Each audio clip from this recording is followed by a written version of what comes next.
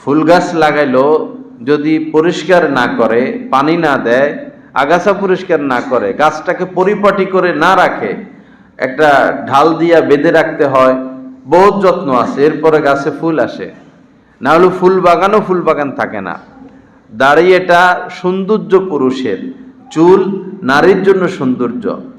নারী যদি চুলকে এলোমেলো রাখে, তাকে আল্লাহর কাছে এটার হিসাব দিতে হবে, কেন সে অপরিষ্কার।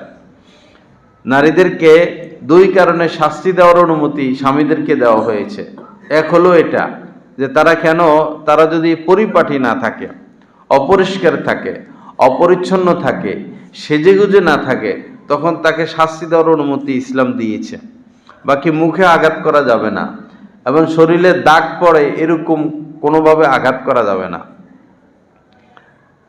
শাস্তিরও বহুত সিস্টেম আছে।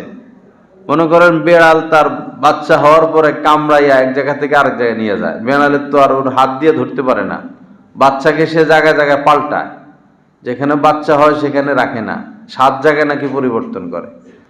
তো বেড়াল এই নিজের এই কচি বাচ্চাটাকে, তার